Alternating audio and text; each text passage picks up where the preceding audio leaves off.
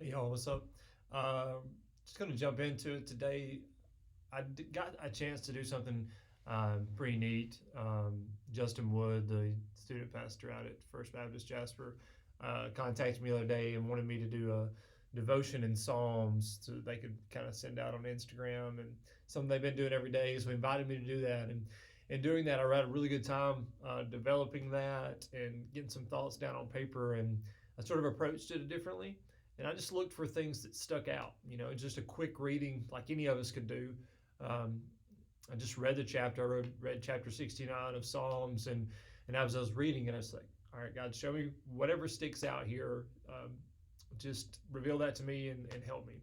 And so I wanted to kind of share those things with you because they did definitely stick out to me. And so instead of reading the whole chapter, I'm just going to read these few verses that stuck out to me and just sort of explain why that was so uh, important to me as I read. So the first one in Psalm 69, in verse 5, it says, "You, God, know my folly. My guilt is not hidden from you." This is David writing to God, and David understands that he is completely naked before God, that God knows everything. There's nothing that he can hide, there's no reason to hide.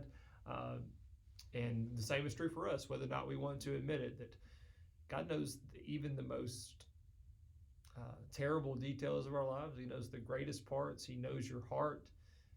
And that's scary at times. But David just came to terms with it. He said, you know about it. You know my folly. Um, I'm not, my guilt's not hidden from you. But because of that, he begs God in verse 6. He says, Lord, uh, the Lord Almighty, may those who hope in you not be disgraced because of me. God of Israel, may those who seek you not be put to shame because of me. And I think that's wonderful. What a great kingdom mindset to know, God, I'm a sinner. I'm going to mess up. But when I do, don't let other people look at me and say, I'm not going to be a believer because of this hypocrite. Uh, Helping to be able to look past it, knowing that God is a good God, and all these other parts of my life, I want to make you famous and known, and seen as for what you are, as being a wonderful God. And so, look past my faults. Allow these people, help these people to look past my faults, so that they can come to know you. And so, I think that's a great prayer that all of us can have, because we're all in that same boat as David. And then the next one, verse 9. For zeal for your house consumes me, and the insults of those who insult you fall upon me. When you love God deeply as David did, or as deeply as we're trying to love Him, it comes with so many beautiful things. It comes with promises and joy and peace and a whole list of things. But in the middle of that, it also comes with consequence. You can't get away from having the things happen to you that happened to Jesus. Jesus says in the New Testament, no servant is greater than his master. And since you're not greater than Jesus, the scripture also says that if they persecuted you, they'll persecute me also. And vice versa. Whoops. If they persecuted me, they'll persecute you also. And so when they do that, that's to be expected. That's part of following after God. Um, and so you're going to have haters. That's the way Jesus basically describes it as a modern day hater. People are going to even hate you that don't know you. Verse 4 in chapter 69 here says, those who hate me without reason outnumber the hairs of my head. That's a lot for David, not so much for me. Uh, Many are my enemies without cause, those who seek to destroy me. Okay, people that have never met David hate him. Okay, some of us can relate to that. Um, and so he's looking at that.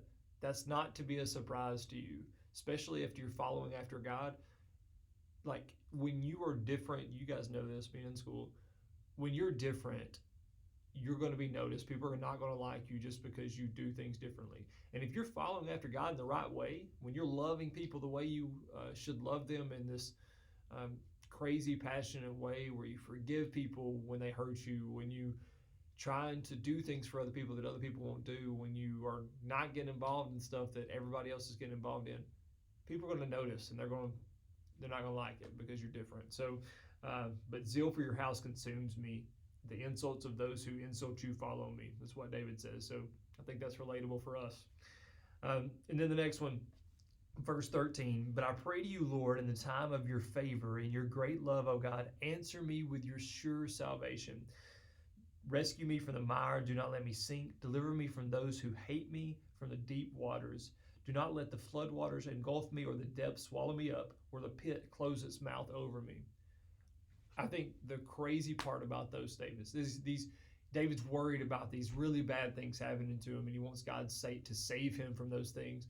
But when he asks it, he says in verse 13, but I pray to you, Lord, in the time of your favor. God, at your acceptable time. Another version says that in the New King James, it says, at the acceptable time. So when God chooses to save you, let it happen then. What a crazy statement. Like, God, I need your salvation right now, is what I would be saying.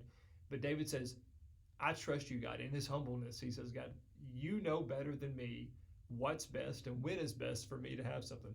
So you choose when that time is, even if it's not convenient or nice for me. So David, being humble, realizes that God knows what's best. That seems so obvious, but in reality, it's so hard. So when you pray to God, are you willing to wait for the acceptable time that God decides to answer you?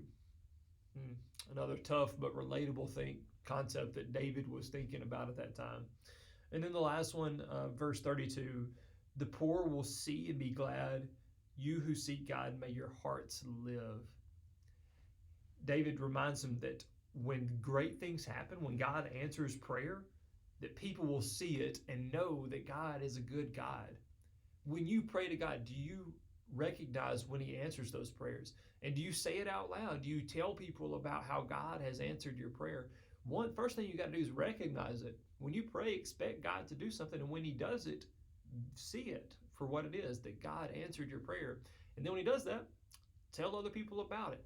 That is a relatable way. People don't want to think about God as the God of thousands of years ago, as the God of Isaac or David or any of those people. They don't want to think about God even as what Jesus did 2,000 years ago.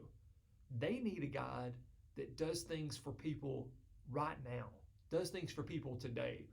And so when you tell them about how God answered your prayer, that you prayed to God about a specific thing and God opened the door, or God answered your prayer in whatever way, that lets them know that God is a God that can help me now, today, in the life that I live. And that is powerful, and people want to know about that. And so when God answers your prayer, people will see and be glad when you let it be known. So that's a wonderful, powerful, and easy way to share the day-to-day goodness of God. So that kind of testimony resonates with people. So anyway, those are just some thoughts, some quick hitters. I hope that blesses and encourages you. Just lets you know something that David was worried about, obviously thousands of years ago, can still be, something that can concern us now. And so just be thinking about those things. And if I can help you in any way, let me know. Love y'all. Talk to y'all soon.